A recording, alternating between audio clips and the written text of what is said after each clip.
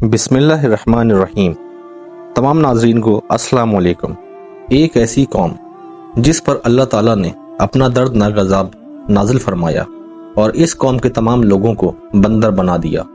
اس قوم کے لوگ کون سا ایسا گناہ کرتے تھے جس کی وجہ سے اللہ تبارک و تعالیٰ نے ان پر اپنا دردناک عذاب نازل فرمایا، اور یہ لوگ بندر بننے کے بعد کتنی دیر زندہ رہے، اور پھر ان کو کس قدر دردناک موت آئی۔ جب یہ لوگ بندر بن گئے تو یہ لوگ اپنے عزیز و اقارب کو دیکھ کر ان سے کیا کہتے تھے، اور آج کے دور میں پائے جانے والے بندر اسی قوم کی نسل میں سے ہیں۔ ان تمام تر سوالات کے جوابات قرآن و حدیث کی روشنی میں آج کی اس ویڈیو میں ہم آپ کو بتائیں گے، لہٰذا آپ سے گزارش ہے کہ ہماری اس ویڈیو کو اینڈ تک ضرور دیکھیے گا۔ انسانوں کے بندر بننے کی ابتدا حضرت داؤد علیہ السلام کے دور سے ہوئی۔ اس واقعے کا پس منظر کچھ یوں ہے۔ حضرت داؤد علیہ السلام اور ان کی قوم سمندر کے کنارے ایلا نامی قوم میں رہتے تھے، اور ان کی تعداد 70,000 کے قریب تھی۔ یہ قوم بڑی ہی خوشحال تھی اور اللہ تبارک و تعالیٰ کی فرما بردار قوم میں سے تھی۔ اس قوم کو اللہ تبارک و تعالیٰ نے بے شمار نعمتوں سے نوازا تھا۔ ہر طرف سرسبز و شاداب باغات اور ہر طرف ہریالی ہی ہریالی تھی، اور اللہ تبارک و تعالیٰ کی بے پناہ کرم نوازی تھی۔ یہ لوگ اپنی اس زندگی میں بہت ہی خوش تھے۔ حضرت داؤد علیہ السلام کی قوم چونکہ سمندر کے کنارے رہتی تھی تو اللہ تبارک و تعالیٰ کا ان پر یہ خاص کرم تھا کہ سمندر کے اس کنارے پر بے پناہ مچھلی آتی تھیں، جن کا یہ لوگ کاروبار کرتے تھے اور بہت ہی خوشحالی والی زندگی گزارتے تھے۔ جب یہ قوم اللہ تبارک و تعالیٰ کی نعمتوں کی وجہ سے خوشحال ہو گئی تو اللہ تعالیٰ کی نافرمانی پر اتر آئی اور طرح طرح کے گناہوں کے اندر مبتلا ہو گئی۔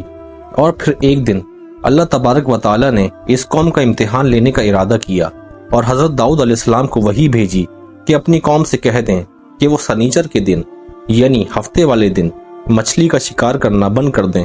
اس طرح اللہ تبارک و تعالیٰ نے حضرت داؤد علیہ السلام کی قوم پر ہفتے والے دن مچھلیوں کا شکار حرام فرما دیا، اور پھر یہاں سے اس قوم کی بربادی شروع ہو گئی۔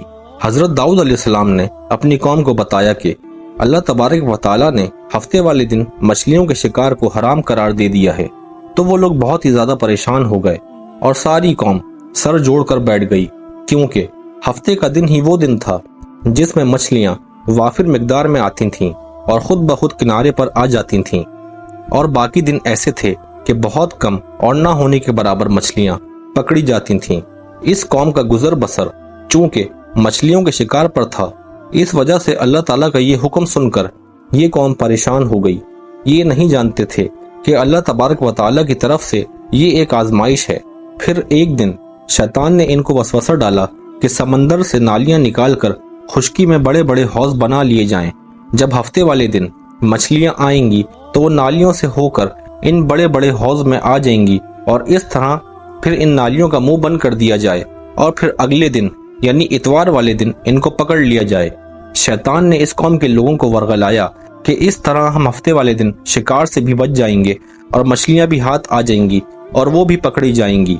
بہت سے لوگوں کو یہ طریقہ اچھا لگا اور انہوں نے ایسا کرنا شروع کر دیا، اور سمندر سے چھوٹی چھوٹی نالیاں نکال کر بڑے بڑے حوض میں ڈال دیں، جس کے ذریعے وافر مقدار میں مچھلیاں ان حوض میں داخل ہو جاتی۔ اس قوم کے لوگوں کو شیطان کا یہ طریقہ بہت پسند آیا، لیکن اس قوم نے یہ نہ سوچا کہ جب مچھلیاں سمندر سے حوض میں آ کر قید ہو گئیں تو پھر مچھلیوں کا شکار ہی ہو گیا۔ اس لیے یہ شکار بھی ہفتے والے دن ہی قرار پایا جو اللہ تعالیٰ نے حرام قرار دیا تھا۔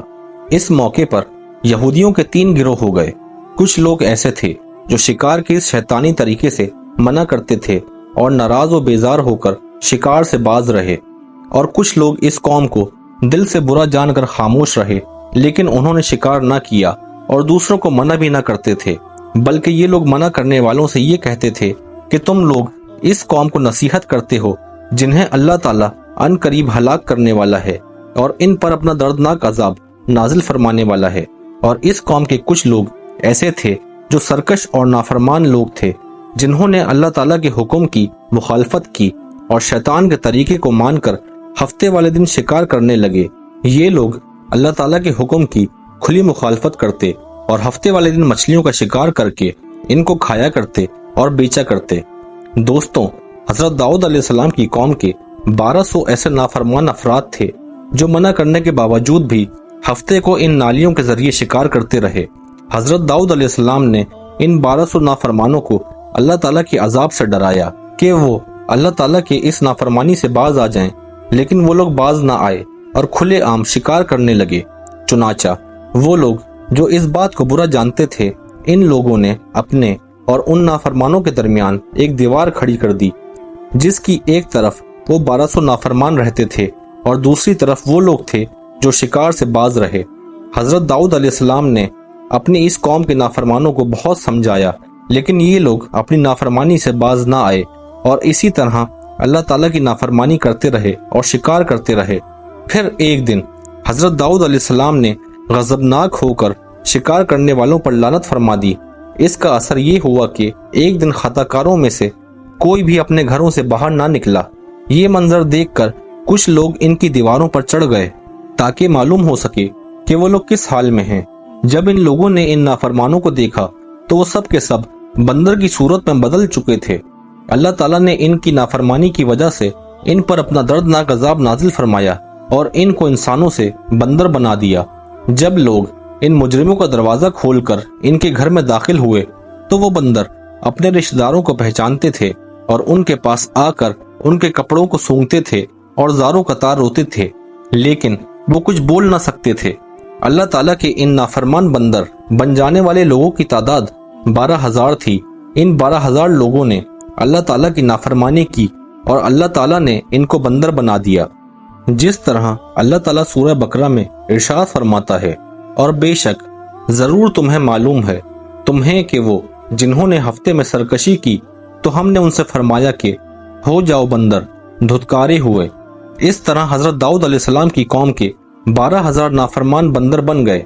ये लोग 3 दिन तक जिंदा रहे और इस दौरान ये कुछ न खा सकते थे और न ही पी सकते थे, बल्कि यूं ही भूखे प्यासे सब के सब हलाक हो गए और 3 दिन के अंदर सब के सब मारे गए।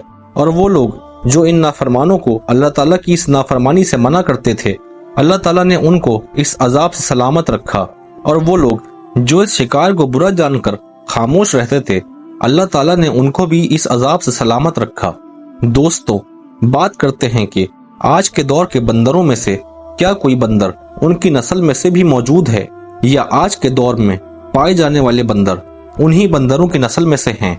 इसके मुतालिक रिवायात में आता है कि हजरत अब्दुल्ला बिन मसूद रजी अल्लाह ताला अन्हा से रिवायत है कि हुजूर अकरम सल्लल्लाहु अलैहि वसल्लम से किसी ने सवाल किया कि आज के बंदर क्या हजरत दाऊद अलैहिस्सलाम की कौम से हैं? तो हुजूर अकरम सल्लल्लाहु अलैहि वसल्लम ने इरशाद फरमाया कि अल्लाह ताला जिस कौम पर अजाब भेजता है या उनकी शक्लों को खत्म कर देता है, तो ये अजाब उन्हीं पर होता है जिन पर वो अजाब नाजिल हुआ था, और उसके बाद अल्लाह ताला उन लोगों को हलाक कर देता है और उनकी आगे नस्ल नहीं बढ़ती। इसलिए ये बात गलत है कि कुछ लोग ये सोचते हैं आज के बंदरों में भी हजरत दाऊद अलैहिस्सलाम की कौम के बंदर बनने वालों की नस्ल मौजूद है। ऐसा कुछ भी नहीं है। वो लोग सिर्फ और सिर्फ 3 दिन जिंदा रहे और उसके बाद सब के सब हलाक हो गए और अल्लाह ताला ने इस कौम के नाफरमानों को सफ़े हस्ती से मिटा दिया। वीडियो अच्छी लगी हो तो वीडियो को लाइक करें और आगे भी शेयर करें, और तमाम नए आने वाले दोस्तों से गुजारिश है हमारे चैनल को सब्सक्राइब करें ताकि आप आगे भी हमारी ऐसी वीडियोस देख सकें। मिलते हैं अगली वीडियो में। अस्सलामु अलैकुम व रहमतुल्लाह।